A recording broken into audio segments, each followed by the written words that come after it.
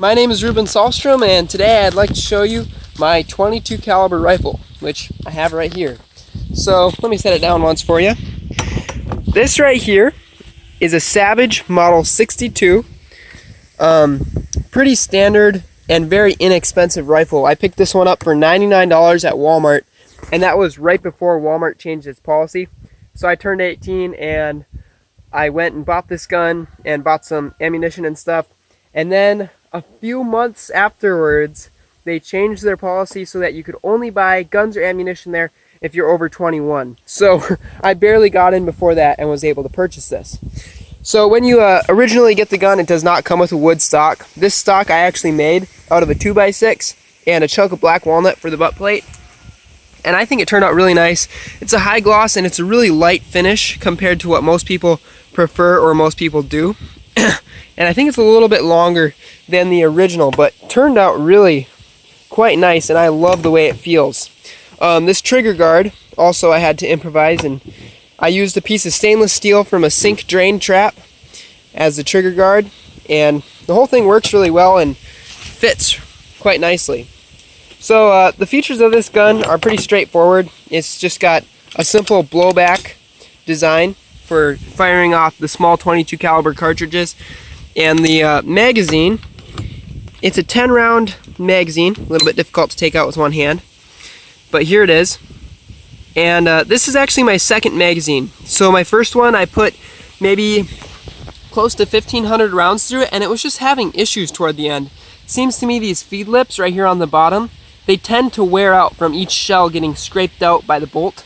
Eventually that just wears out, and I actually talked to Savage and was like, hey guys, I think this magazine was defective because it shouldn't have wore out that quickly, and they actually just sent me a brand new one. They just requested that I send in the old one, which I did right away as soon as I got the packaging, but the new magazine cost me absolutely nothing. So want to give a good thumbs up to the guys over at Savage and how they're running their operation. That was pretty good service. So if you do purchase this rifle, you will have support from Savage.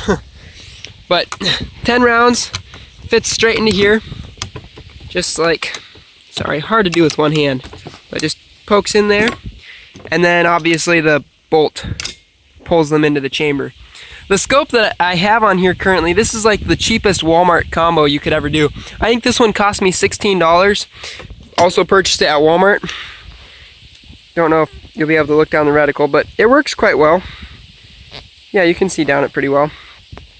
Good enough to hit rabbits and squirrels and things, which is what this gun is probably mainly intended to do, and plinking. So I've been using it for a lot of target shooting. As I said earlier, probably 1,500 rounds through the gun. So it works really well, and I figured that we'd run some rounds through it so you can see how it's running. And like I said earlier, it's been working a lot better ever since I got this new magazine, because that old one was just not functioning properly. But anyway, I guess I'll load up the magazine and we'll take a few shots. So to remove the clip from this gun, you just push up on this little thumb catch here, and it pulls right out. As you can see, it catches right on the bottom of there. And we're going to go ahead and put in the whole 10 rounds that it holds.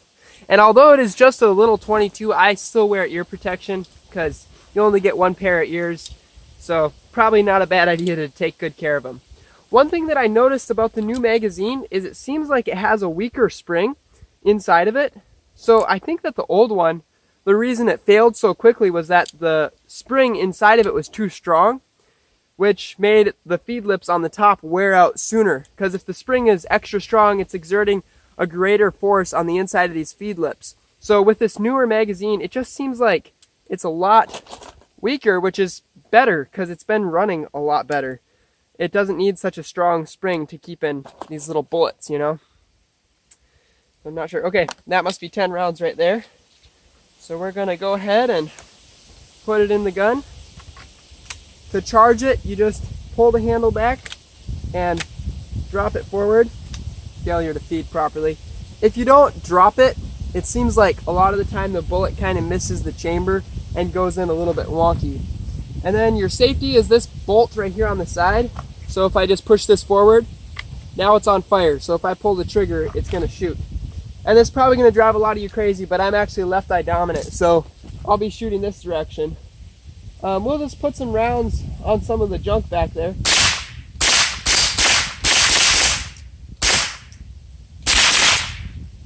So that's it.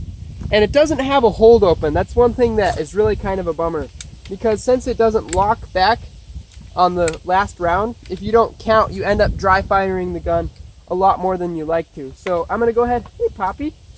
Poppy likes guns a lot, so she's always coming and checking out what I'm shooting at. Just don't run down by the targets, okay? So I'm gonna load it up again and we'll shoot some more rounds. All right, so I've got it zoomed in kind of way down there on a target. So it's not quite as high quality footage, but I'm just gonna shoot a bunch of rounds at it and then you can kind of see them hitting.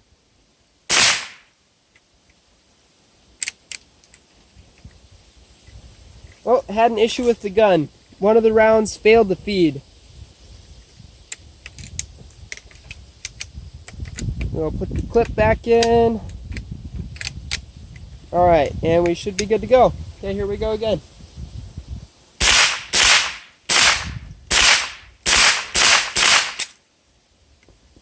So there, you saw some of those rounds go in. I'll load it up one more time and we'll take a few more shots. So I figured we'd get one more, so you're able to see the gun actually running, the action and stuff. So I'm going to go ahead and pull back the bolt, drop it, see, there, now it loaded fine. Make sure that's all the way forward. The gun is on fire, so now I'm going to go ahead and I'll just shoot as quickly as I'm able.